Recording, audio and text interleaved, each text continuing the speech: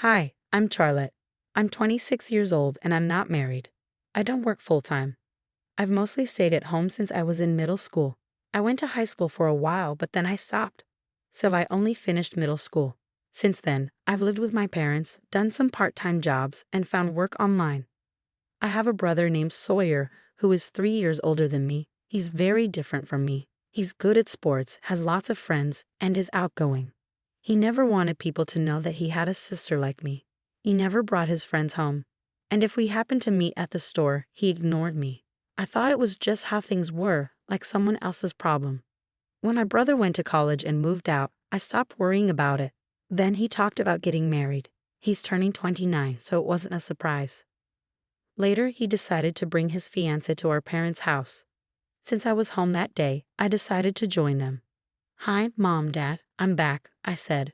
My brother arrived on time, and when he saw me sitting with our parents, he looked confused for a moment. "Sorry for the interruption," his fiancée said as she came in, not noticing my brother's reaction. Then she looked at me and seemed puzzled. I could tell from her eyes that she was asking my brother, "Who is this?" He probably hadn't told her about me. "Thanks for coming. I'm Sawyer's mom, and this is his dad." My mother introduced herself and my father. The fiancé looked polite but still confused. My dad didn't speak up for me. My parents have always been tough on me because I couldn't be as successful as my brother. They used to compare us, saying things like, "Your brother can do it, why can't you?" But as we got older, it got worse. They even called me a money-sucking leech. It seemed like they were going to ignore me at this meeting too. When my mom got up to leave, she whispered to me, "Why are you here? Go back to your room." I came to the meeting hoping to connect with my family, but it didn't go well. I felt like I couldn't just leave, so I stayed. My brother's fiancée, Isabella, introduced herself. She was my age, 26, and very beautiful. She had a sophisticated vibe that made me feel like I shouldn't talk to her casually. My brother seemed annoyed, probably because I was there. He introduced Isabella to our parents but didn't talk to me at all. It felt like I was invisible. After they finished talking about the wedding, they started chatting casually, but my brother still acted like I wasn't there. "What do you usually do, Charlotte?" Isabella asked me. But before I could answer, my brother interrupted, saying, "Don't worry about talking to her, Isabella."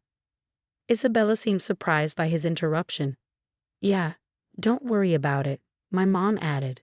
Then my dad said, "She's just a stranger who happens to be related by blood." When he said that, it felt like something inside me broke. A stranger? That's what they thought of me. It was clear that reconciliation was never an option. The meeting ended as if my presence didn't matter at all.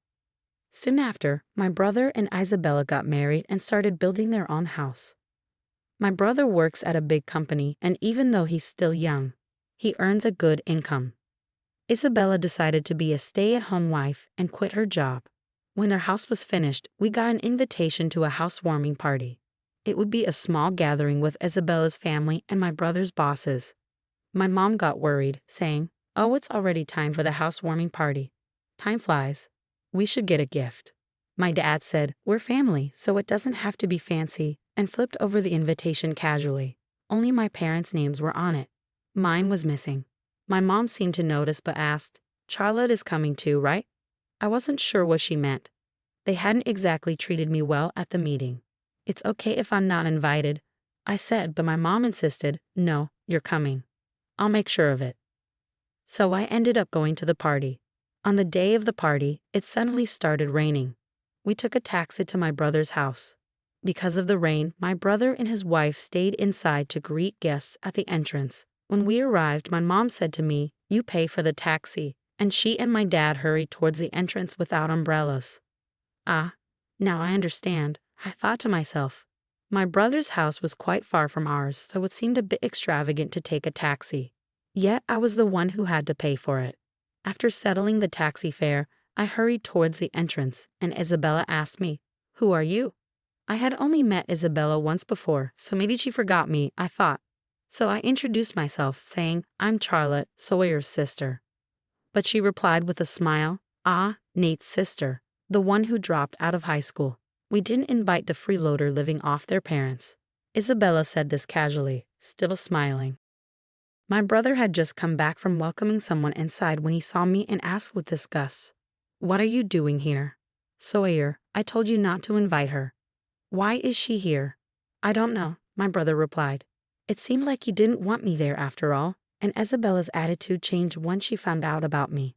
She was even worse than my brother and parents. I wondered if it would have been better if I hadn't come and cautiously asked my brother.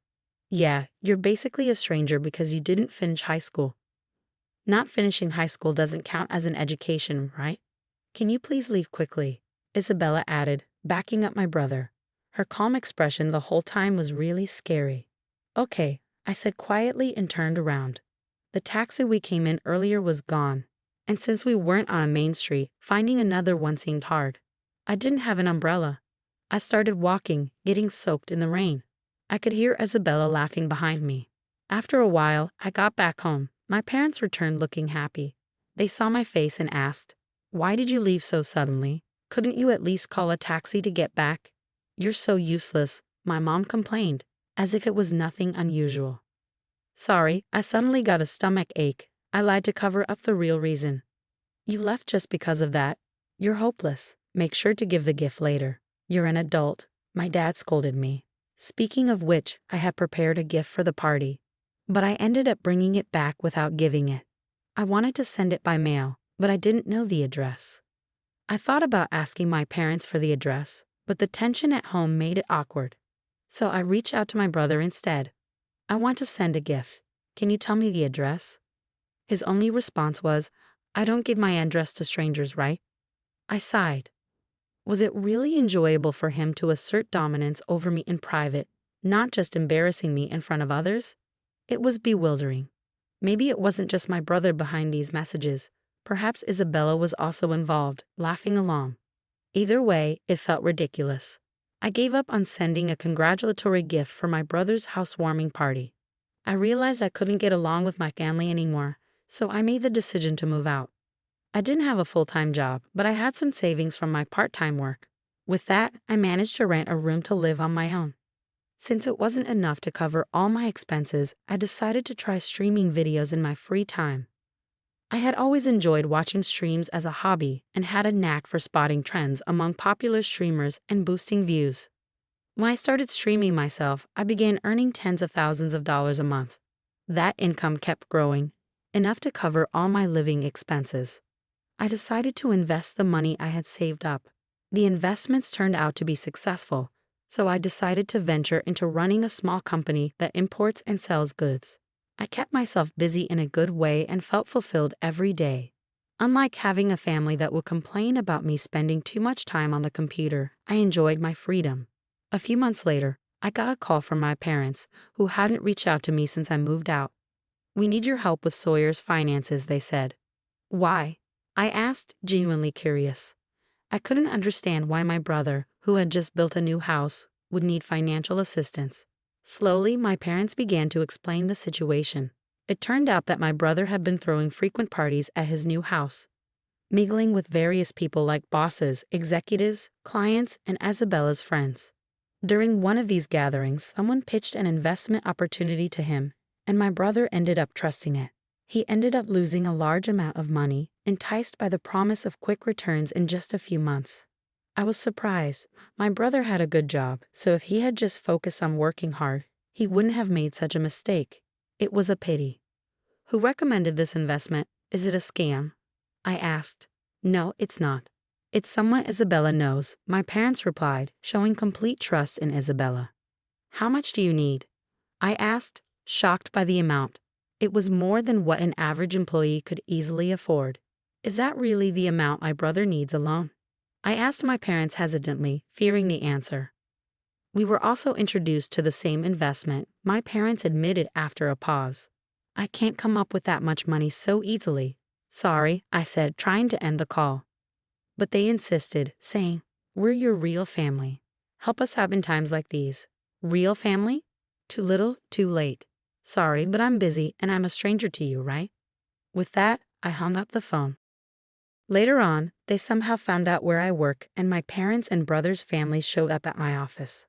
I was in the middle of a business meeting when my secretary informed me, "There are guests here for you, President. I don't have any other appointments." "Who are they?" I asked. "They say they're your family, ma'am," my secretary replied. I felt a shiver run down my spine. I apologized to my business partner and stepped out of the meeting momentarily. When I reached the reception area, I saw my pregnant sister-in-law Isabella, my brother, and my parents waiting. "So you're running a company now, huh?" "Well, it's much smaller than where I work." My brother smirked, glancing around my office. "Who are you?" I asked, pretending I didn't recognize them. "What's with the attitude?" my brother shouted, losing his temper. My mother stepped in, saying, "We've discussed this before, but we really need your help. Since you're running a company, you can support us, right?" She shamelessly asked for money, acting like it was the most natural thing in the world. "Yeah, it's a crucial time for our family. Isabella is pregnant, but the baby's health isn't good, so we need to see a specialist.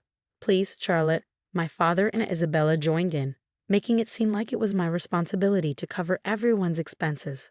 Employees passing by glanced over with concern. Wanting to deal with the situation quickly, I said, "Please leave, you're causing a disturbance." My brother exploded with anger again. "What?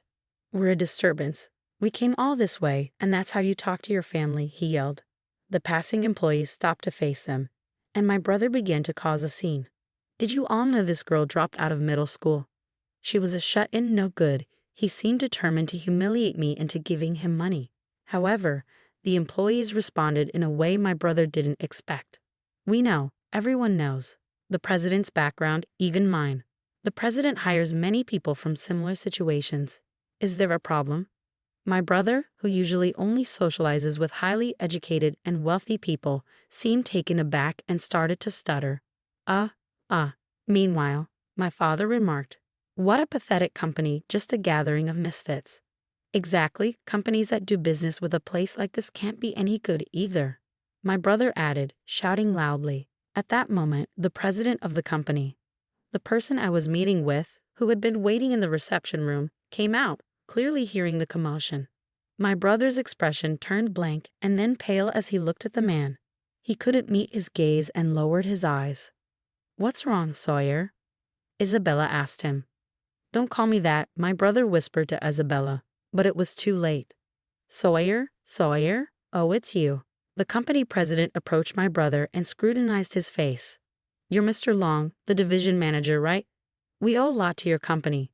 It turned out that his company was also a client of my brother's company. My brother was sweating profusely, his face turning red. Yes, well, I guess I'm not very memorable." "Since we're not a decent company," my brother stammered, frozen in place when the president turned his own words against him.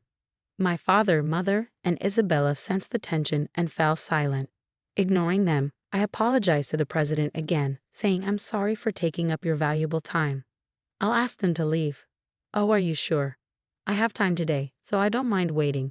"You can prioritize talking with your family," the president replied.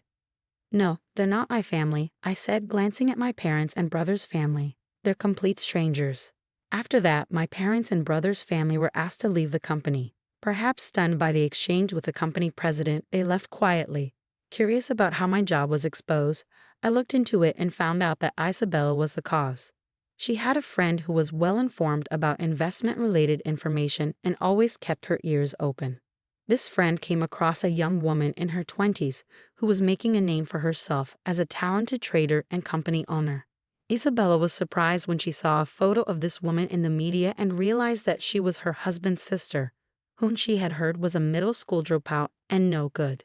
Isabella then told my brother and parents about this and suggested they ask me for money. Since I was busy during the day and didn't answer the phone, and I didn't call them back after they asked me for money, they came to my company. Seeing that I had been treating them like complete strangers, I decided not to get involved with them anymore.